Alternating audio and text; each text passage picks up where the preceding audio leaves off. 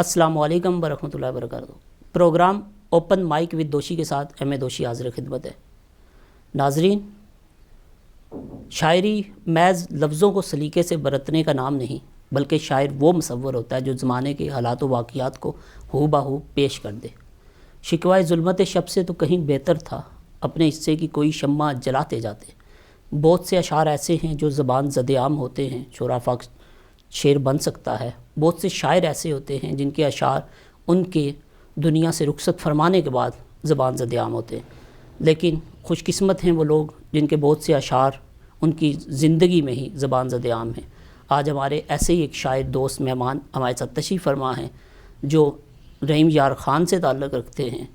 उनके यूँ तो मैं बेशुमार अशार सुना सकता हूँ, लेकिन जिस शेर से उनका तारुफ़ करवा रहा हूँ वो आप तमाम नाज़रीन जानते हैं। जी बिल्कुल, उसी शेर से, नुमाया शेर से मैं आगाज़ करूँगा कि निकाल लाया हूँ एक पिंजरे से एक परिंदा, अब इस परिंदे के दिल से पिंजरा निकालना है। हमारे साथ मौजूद है उमैर नजमी। अस्सलाम वालेकुम। वालेकुम अस्सलाम जी। उमैर साहब, ये बतलाइएगा कि ये जो ख़्याल है निकाल लाया हूँ एक पिंजरे से एक परिंदा, ये रहीम यार ख़ान में बैठ के इतना अच्छा ख़्याल आपके जहन में आया कैसे? ये एक सवाल। सबसे पहले तो बहुत शुक्रिया कि आपने आज बात करने का मौका दिया। जहाँ तक इस सवाल का ताल्लुक़ है, इसका जवाब मैं ख़ुद ढूंढने की कोशिश कर रहा हूँ। जब से ये शेर आया है मुझ तक, मेरे ख़्याल में किसी भी इंसान की ज़िंदगी में सबसे अहम चीज़ जो होती है वो उसका मुशाहिदा होता है। ज़िंदगी के तजर्बात, कुछ तल्ख़ और कुछ शीरीं, वो मिलजुल कर ही आपकी ज़िंदगी के जो आपके तजर्बात बनते हैं, उन्हीं के वही आपके अल्फाज में दर आते हैं और एक शायर वही चीज़ें बयान करता है जो वो देख रहा होता है।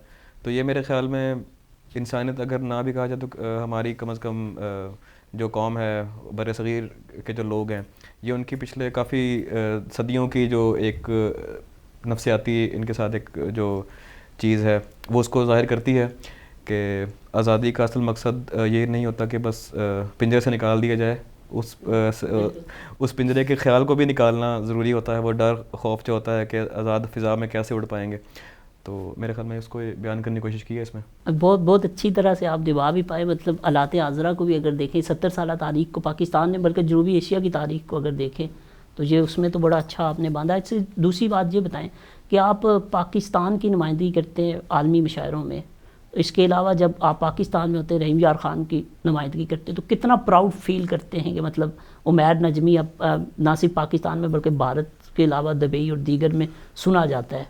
बहुत अच्छा लगता है कि उस धरती पे जहाँ बैठ के ये सारे ख़यालात मुझ तक पहुँचे, मैं फिर उसको उस धरती से उठकर जगह जगह जाकर फैला रहा हूँ। और जहाँ जहाँ तक मेरी आवाज़ पहुँच रही है वो रहीम यार ख़ान की आवाज़ है, मेरी धरती की आवाज़ है, उन सहराओं से उठी हुई आवाज़ है जो पहाड़ों समुद्रों से पार हर जगह पहुँच रही है। तो बहुत अच्छा लगता है। अच्छा, तो इसमें एक चीज़ ये बताऊँ, एक क्योंकि ज़बान ज़द-ए-आम है अदबी हलकों में, एक सवाल के जब कोई भी शायर निकल रहा होता है, उसके अच्छे अशार आ रहे होते हैं, तो बहुत से लोग अदबी माफिया जो है उसको पाबंद करने की कोशिश करता है। जैसे हम देखते हैं बैदिल हैदरी साहब लाहौर तक नहीं पहुंच सके जब अताउल्लाह कासमी साहब थे, या दीगर आप बड़े नाम ले देते। तो आपको भी मसाइल का सामना था या आपके अशार इस कदर पावरफुल थे कि आप खुद निकल आए? अब आप अगर ये कहें कि बैदिल हैदरी साहब नहीं पहुँच सके तो आपने भी उनका नाम लिया, इसका मतलब है वो जगह जगह पहुँचे। जी जी ठीक। तो अगर आपके पास शेर है, आपके पास अल्फाज हैं, उनमें ताकत है, तो दुनिया की कोई ताकत उसको नहीं रोक सकती, वो चाहे माफियाज हों चाहे जो भी हो। हाँ, प्लेटफॉर्म मुहैया करने की जहाँ तक बात है, वो हर जैसे कहते हैं किसी हर चीज़ का एक टाइम होता है। जब वो अपने अरूज पे या अपनी मकाम तक पहुँचती है तो वो कई लोगों का ज़्यादा टाइम होता है, कुछ का कम होता है, कुछ जल्दी वहाँ तक पहुँच जाते हैं, कुछ को देर लगती है। लेकिन बहरहाल जिसके पास एक भी अच्छा शेर होगा वो पहुँच के रहेगा। ये बताइएगा कि होश पहले संभाला या कलम पहले संभाला?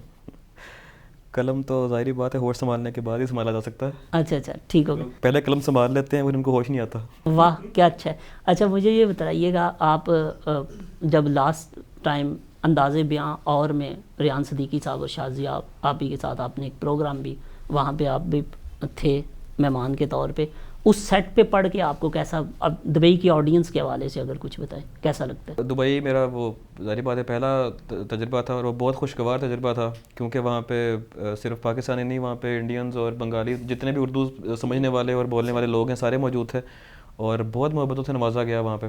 सिर्फ स्टेज पे नहीं, ऑफ स्टेज भी बहुत लोगों ने मिल के दावतें दी अपने घर में। वो तो खैर हम वक्त की कमी की वजह से जा नहीं सके, लेकिन बहुत अच्छा एक्सपीरियंस था, बहुत मज़ा आया। अच्छा, कहा ये जाता है कि आजकल के नौजवान शायर, मैं नाम नहीं लूँगा आप जानते हैं, کہ وہ سیلفی کے بھی کوئی چارجز لیتے ہیں، تو ایسی بات میں کوئی صداقت ہے آپ کو لگتا ہے؟ میں کم از کم ایسے کسی نوجوان کو نہیں جانتا یا میرے سامنے ایسا کوئی واقعہ نہیں ہوا، تو اس میں اس کی تصدیق نہیں کر سکتا. اچھا آپ تو نہیں لیتے نا جی؟ تو یہ صادق رہتی ہے بات. نہیں جی، چارجز.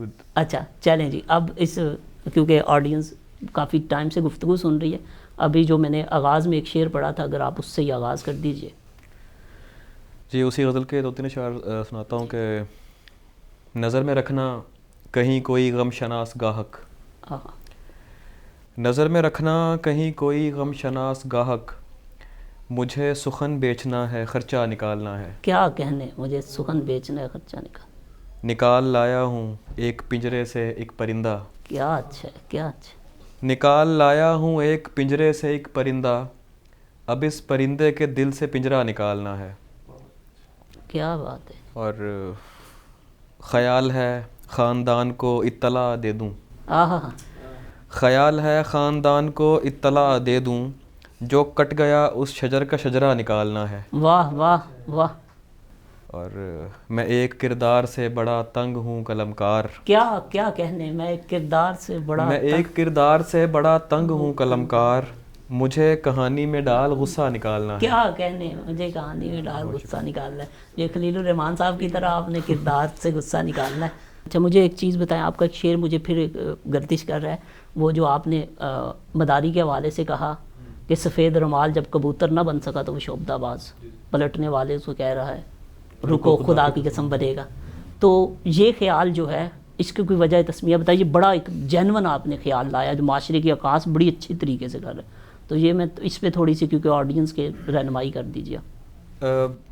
ایک شاعر تخیل کا پہ اس کے ساری شاعری جو ہے تخیل پہ منحصر ہے، تو آپ بعض اوقات چیزیں دیکھ رہے ہوتے ہیں، آپ اس جگہ پر نہ بھی ہوں تو آپ بعض اوقات اس بندے کی جگہ پہ خود کو فیل کرتے ہیں کہ اگر میں یہاں ہوتا تو کیا ہوتا. بالکل ایسے.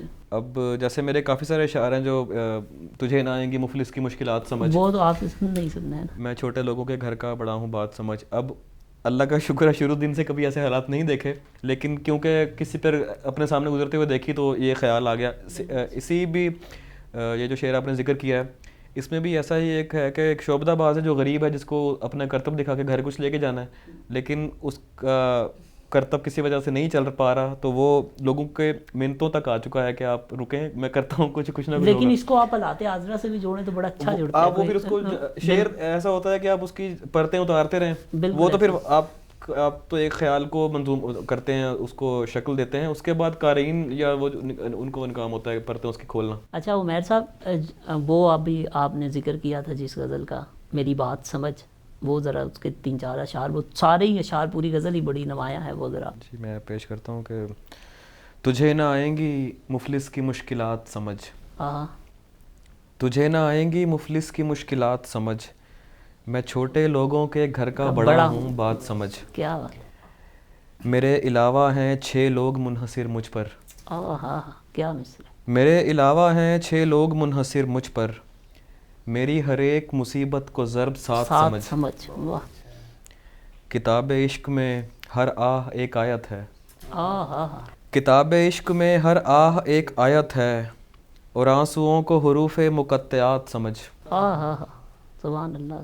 فلک سے کٹ کے زمیں پر گری پتنگیں دیکھ، فلک سے کٹ کے زمیں پر گری پتنگیں دیکھ، تو ہجر کاٹنے والوں کی نفسیات سمجھ. واہ واہ واہ. کیا بات ہے. تو ہجر کاٹنے والوں کی نفسیات سمجھ، کریں یہ کام تو کنبے کا دن گزرتا ہے. کیا خوبصورت. کریں یہ کام تو کنبے کا دن گزرتا ہے، ہمارے ہاتھوں کو گھر کی گھڑی کے ہاتھ سمجھ. واہ واہ. شروع دن سے ادھیڑا گیا ہے میرا وجود، شروع دن سے ادھیڑا گیا ہے میرا وجود، جو دکھ رہا ہے اسے میری باقیات سمجھ. واہ واہ. دل و دماغ ضروری ہیں زندگی کے لیے، کیا شعر ہے. بہت دل و دماغ ضروری ہیں زندگی کے لیے، یہ ہاتھ پاؤں اضافی سہولیات سمجھ. بہت اچھے بہت اچھے بہت اچھے. اچھا اب اسی کے ساتھ ایک مختصر بریک کیے دیتے ہیں، ملتے ہیں اس شارٹ بریک کے بعد. ہمارے ساتھ رہیے.